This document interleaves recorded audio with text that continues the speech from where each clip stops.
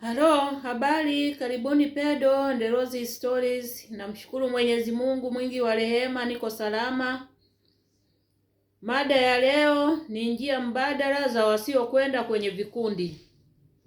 Njia mbadala wanazoweza kuzitumia waathirika ambao hawataki kwenda kwenye vikundi vya watu wanaoishi na virusi vinavyosababisha ukosefu wa kinga mwilini, VVU, au wale wenye ukimwi. Namba moja, msaada wa mtu mmoja mmoja.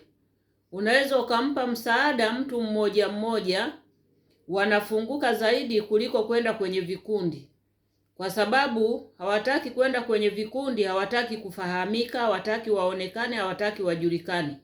Sasa huwezi ukawaacha hivi hivi bila kuwapa msaada, unaona, au bila kushirikiana nao.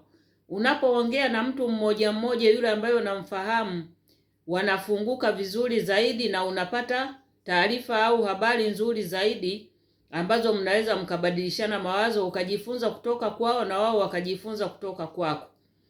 Kuwa msikilizaji wao wa karibu.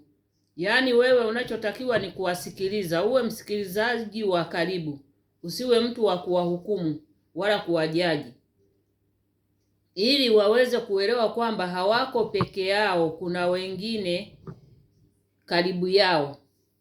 Namba mbili, vikundi vya mtandaoni visivyojulikana.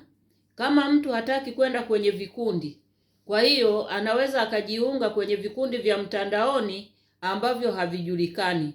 Kuna vikundi kama vya WhatsApp, kupitia WhatsApp, kupitia Telegram. Alafu anapojiunga kule kwenye mtandao, basi sio lazima aweke jina lake halisi. Anaweza akaweka jina la uongo, yani jina la siri ambalo analijua yeye mwenyewe. Yeye anajijua kwamba mimi, mfano mimi naitwa Rose, naweza nikaamua kutumia jina la Tibe.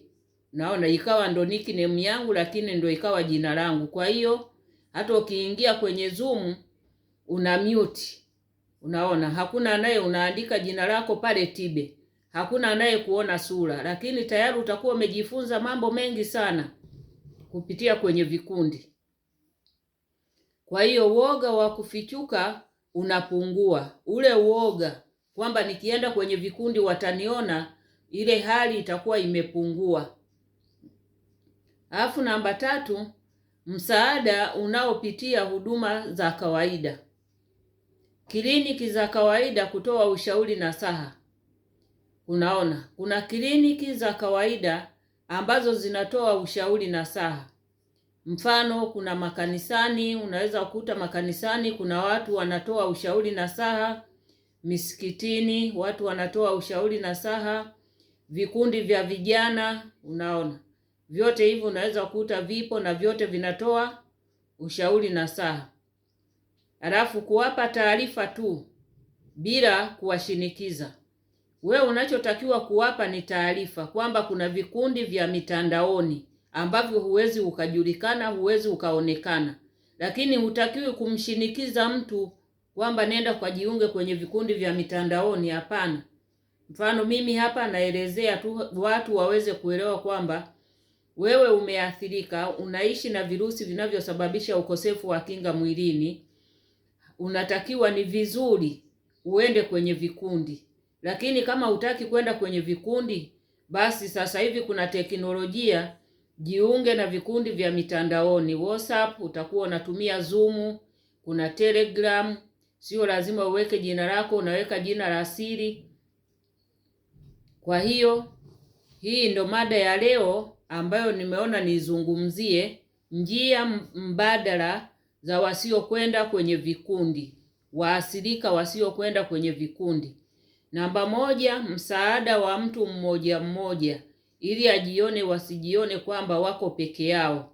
Namba mbili, vikundi vya mtandaoni visivyojulikana kupitia WhatsApp, Telegram na kuweka majina ya siri. Namba tatu, msaada unaopitia huduma za kawaida. Huduma za kawaida kama kliniki za kawaida hutoa ushauri na saha, makanisani, misikitini, vikundi vya vijana. Alafu kuwapa taarifa tu bila kuwashinikiza. Unachotakiwa wewe ni kuwapa taarifa kama mimi ninavyotoa taarifa hapa kwamba kuna vikundi vya mtandaoni, lakini sitakiwi kumshinikiza mtu. Mtu ana hiari na uhuru wa kujiunga na vikundi. Asanteni sana kwa kunisikiliza.